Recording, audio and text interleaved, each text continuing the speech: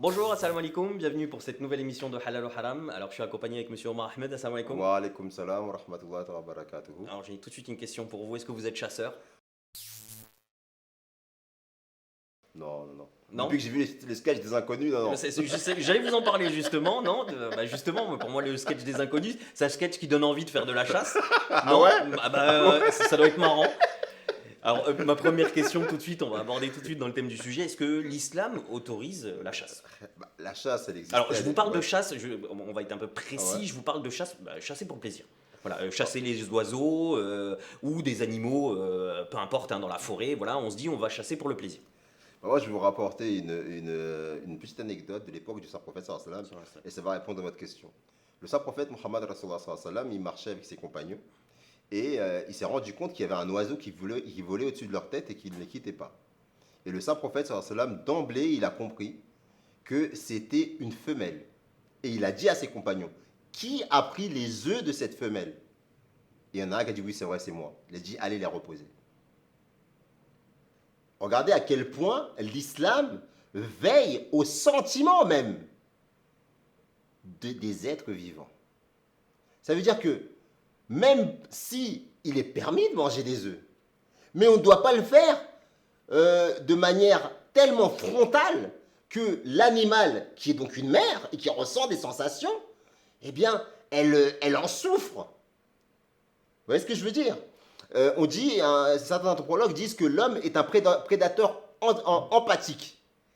C'est un prédateur, mais en même temps, il essaye de faire attention à la souffrance animale. L'islam s'inscrit dans cette catégorie-là. Alors, Et donc, à partir de là, comment l'islam pourrait-il concevoir une chasse uniquement pour le plaisir de tuer? donc on a le droit de chasser pour se nourrir. Tout à fait. Bah, à l'époque, comment ils faisaient Parce les que gens? là, vous venez de parler justement, là, parce que je vais un peu. Ça concerne en plus un peu le sujet du moment, hein, on en a parlé justement. Parce que vous avez parlé qu'il fallait faire attention un peu à comment on chassait. Voilà, donc même pour la chasse, pour manger, il faut faire attention à comment on chasse. C'est bien ce que vous venez de dire. Vous savez qu'en ce moment, par exemple, on accuse les musulmans concernant le sacrifice des bêtes, que ce soit un petit peu barbare, justement. Donc, est-ce qu'il n'y a pas, entre ce que vous êtes en train de me dire et ce qui se passe au jour d'aujourd'hui, est-ce qu'il n'y a pas quelque chose qui ne va pas? Bah, encore une fois, il faut revenir à l'époque du saint prophète sallallahu alayhi wa sallam et voir sa pratique. Est-ce qu'un musulman aujourd'hui qui fait souffrir un animal en l'abattant ou au mépris des structures qui sont à sa disposition pour abattre un animal dans les conditions optimales, préfère aller dans des abattoirs clandestins et égorger un animal d'une manière barbare? Est-ce que ça, le saint prophète sallallahu alayhi wa sallam le cautionnerait? Je ne dis pas que tous les musulmans font ça. Il y a eu des cas qui ont été épinglés là-dessus. Et c'est peut-être ce genre de cas que vous faites allusion. Eh bien, là, on ne s'inscrit pas du tout dans la pratique islamique. Parce que la pratique islamique, elle s'inscrit dans le cadre des lois. Et les lois sont faites de manière à ce que, justement, la souffrance animale, elle soit minimisée au maximum. Le saint prophète sallallahu alayhi wa sallam, pourquoi n'assomme pas les animaux avant là? Le saint prophète sallallahu alayhi wa sallam, on dit que, et je reviens à cette question, le saint prophète sallallahu alayhi wa sallam disait que lorsque vous devez égorger un animal, ne lui montrez pas le couteau. Ne lui montrez pas le couteau. Parce qu'il savait déjà que l'animal pouvait stresser. C'est seulement aujourd'hui qu'on sait, qu'on a conscience de la souffrance animale. Et l'Occident se targue d'être ceux qui ont découvert que l'animal souffre. À l'époque du saint prophète sallallahu alayhi wa sallam, déjà, il disait, ne montrez pas le couteau à l'animal que vous allez égorger. Parce que justement, vous allez l'effrayer, vous allez le stresser. Non, faites-le, mais en étant empathique. C'est la pratique du saint prophète sallallahu alayhi wa sallam qui remonte il y a 1400 ans de cela. Maintenant, vous avez parlé de étourdir l'animal avec un choc électrique. Rien n'est prouvé sur le fait qu'il ne souffre pas plus de cette manière-là que s'il était égorgé. L'égorgement, quand il est bien fait, eh bien c'est direct, c'est automatiquement que le sang gicle et que l'animal mord pratiquement de manière instantanée. Et on peut aujourd'hui vous apporter des preuves empiriques, statistiques à ce sujet-là si on nous le demande. Il n'y a rien qui prouve que l'étourdissement est meilleur qu'un animal qui aurait été égorgé. Et d'ailleurs, l'étourdissement, l'islam ne le renie pas. L'islam ne le renie pas, l'étourdissement. Et le fait d'étourdir un animal et ensuite l'égorger, ce n'est pas interdit. Très bien, d'accord. Vous savez, par exemple, le principe de la chasse. Si un animal a été dressé pour la chasse et qu'il il va pour tuer un animal dans le but qu'il soit mangé par le chasseur, eh bien, l'islam permet cette viande. Il a été ou tué ou étourdi. Donc si des chiens, par exemple il y a la chasse avec les chiens, hein. Ouais. Donc c'est-à-dire que si les chiens vont, attrapent la bête et la mordit pour l'assommer ou pour la blesser, un musulman est autorisé à la manger S'il a été dressé pour le faire. Oui, bien sûr, oui. S'il a été dressé pour le faire, après le chien, je vais pas trop m'avancer dessus. C'est des questions de jurisprudence qui mériteraient d'entrer dans les détails. Je ne pourrais pas vous dire oui ou non là-dessus. On va se la garder de côté, vous nous donnerez la réponse une prochaine fois. Oui. Mais les oiseaux de proie, en fait, les animaux qui ont été préparés pour la chasse, à partir du moment où ils sont dans leur travail, pour lesquels ils ont été dressés, eh bien, il peut arriver que l'animal puisse tomber, puisse mourir parce qu'ils les ont chassés. Mais dans le cas de cette chasse-là, cet animal, il est permis. Alors très bien, donc on a compris que alors, la chasse pour le plaisir, non. La chasse par contre pour manger, oui. Mais est-ce que dans la chasse pour manger, est-ce qu'il y a des règles? Est-ce qu'on peut chasser avec n'importe quel... parce qu'on parlait tout à l'heure des sketchs des inconnus en rigolant, mais je pense que vous vous souvenez bien quand ils sont là en train de tuer les poulets à la mitraillette. Est-ce que l'islam autorise vraiment tous les moyens pour chasser? C'est-à-dire, je vais exagérer, on va y aller au bazooka. Ou est-ce que justement on doit chasser avec une certaine noblesse, une certaine élégance? Déjà, on doit chasser, encore une fois, par exemple, ce que l'islam ne cautionne pas du tout, c'est la chasse à courre. Où là, vous avez des personnes qui viennent et qui chassent uniquement pour le plaisir de la chasse et pour obtenir des trophées. Bon, là, vous parlez de la chasse pour manger.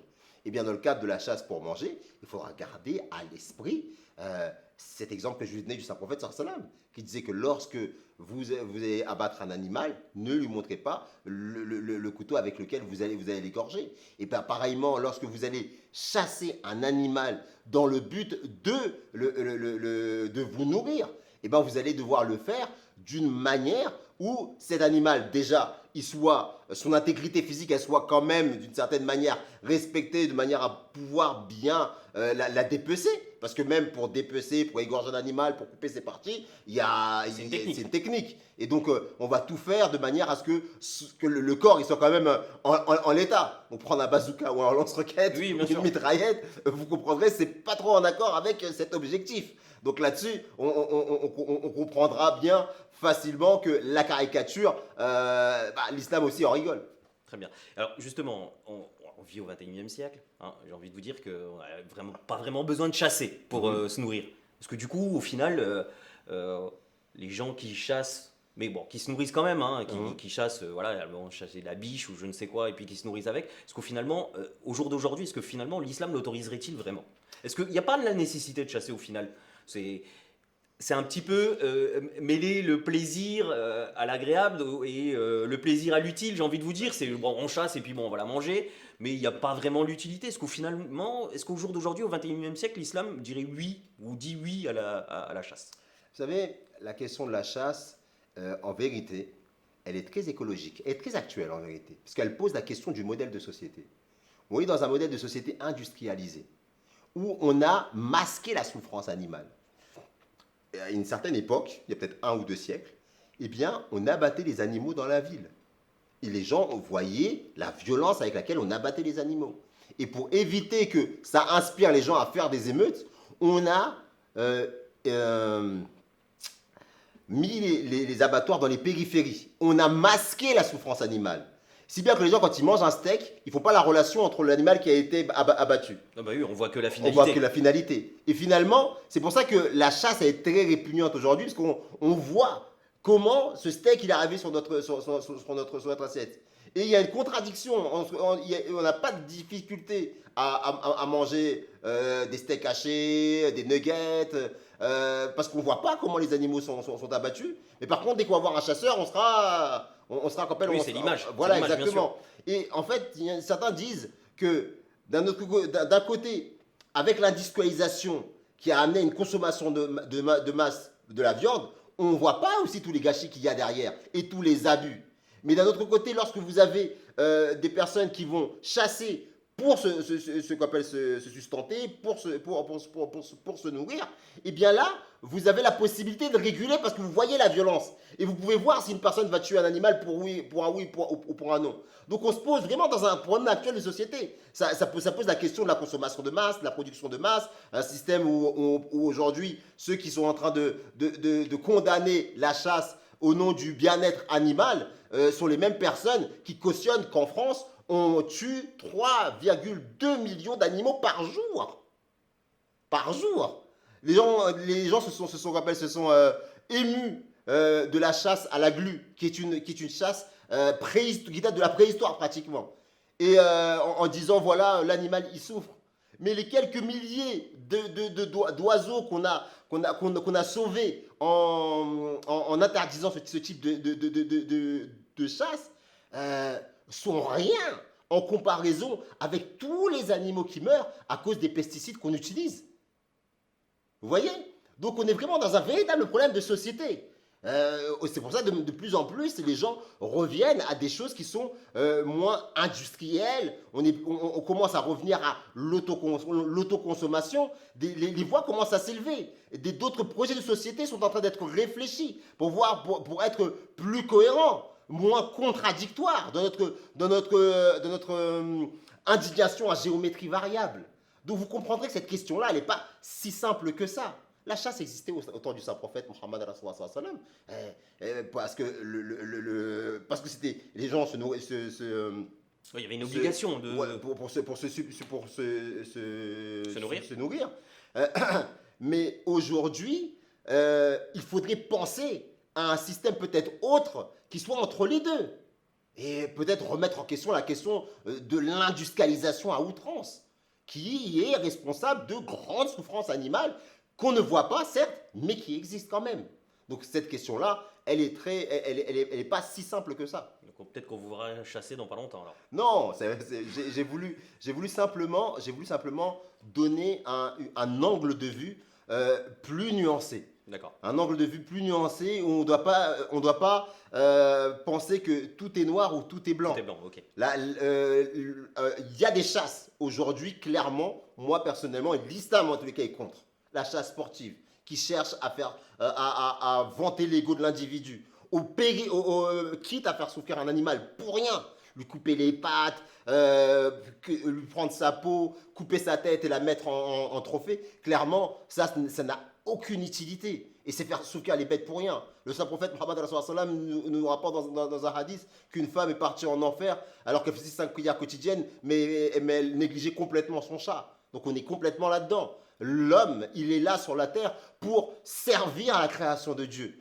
Et dans le service, il y a la protection des animaux, si ce n'est pas pour en faire sa nourriture. Donc une chasse à la cour, une chasse qui est là pour vanter l'ego de l'individu au détriment de l'animal, non, l'islam le rejette. Mais une chasse, comme ça a toujours été fait depuis la nuit des temps, dans le but de pouvoir se sustenter, en s'efforçant de garder cet esprit, que j'aime bien cette expression, de prédateur empathique, ben, l'islam ne le rejette pas.